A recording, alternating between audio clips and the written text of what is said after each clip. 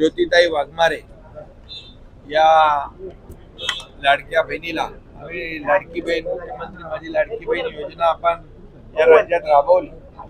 अनेक लाडक्या बहिणींच्या संसाराला हातभार लागला आणि त्यामुळे आता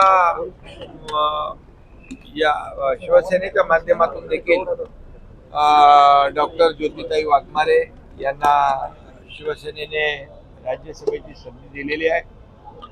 खरं म्हणजे त्यांना देखील याची काहीच कल्पना नव्हती, परंतु शेवटी शिवसेनेमध्ये सर्वसामान्य कार्यकर्त्याला बळ देण्याचं काम गेल्या 3-3.5 वर्षापासून आम्ही करतोय आणि त्याचाच एक भाग म्हणून ज्योतिताईंना राज्यसभेची संधी दिलेली आहे। ज्योतिताई राज्यसभेमध्ये अतिशय पक्षाची भूमिका आणि शिवसेना पक्षाचं काम, शिवसेना पक्षाचे ध्येय धोरण आणि गेल्या 3.5 वर्षामध्ये जे केलेलं काम आहे ते लोकांपर्यंत ज्योतिताई नक्की पोहोचवतील आणि शिवसेना राज्य पातळीवर आणि राष्ट्रीय पातळीवर शिवसेनेचं काम आणि शिवसेना ते नक्कीच नेण्याचं काम करतील आणि महाराष्ट्रामधले प्रश्न असतील, देशातले प्रश्न असतील, काही धोरणात्मक प्रश्न असतील, हे सर्वसामान्यांच्या हिताचे प्रश्न याला राज्यसभेमध्ये ज्योतिताई प्राधान्य देतील आणि मला विश्वास आहे की शिवसेनेने केलेली निवड जी आहे ती अतिशय सार्थक ठरेल आणि सर्वसामान्य माणसाला न्याय देण्याचं काम अतिशय सर्वसामान्य घरातली ही आमची बहीण आहे। सोलापूरमध्ये अतिशय छोट्या घरामध्ये कच्च्या घरामध्ये राहणारा हा परिवार आहे आणि त्यामुळे कुठल्याही परिस्थितीमध्ये कुठल्याही प्रकारची त्यांनी मागणी केली नव्हती।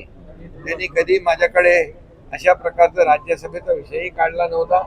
त्यांना देखील हा अनपेक्षित असा हा निर्णय आम्ही घेतलेला आहे आणि त्यांना देखील याची कल्पनाही नव्हती आणि त्यामुळे मला वाटतं की जो विश्वास आम्ही दाखवलाय, शिवसेनेने दाखवलाय, तो विश्वास सार्थ करून ज्योतिताई दाखवते। पण तुम्ही जर मॅच खेळला असता राज्यसभेचा निर्णय काय असते? कारण बऱ्याचशा चर्चा होत्या की काही वेगळा निर्णय या ठिकाणी तुम्ही घेऊ शकता। म्हणजे आम्ही मॅच खेळायला उतरतो ते जिंकायसाठी आणि ही मॅच खेळली असती तर नक्कीच जिंकलो असतो, परंतु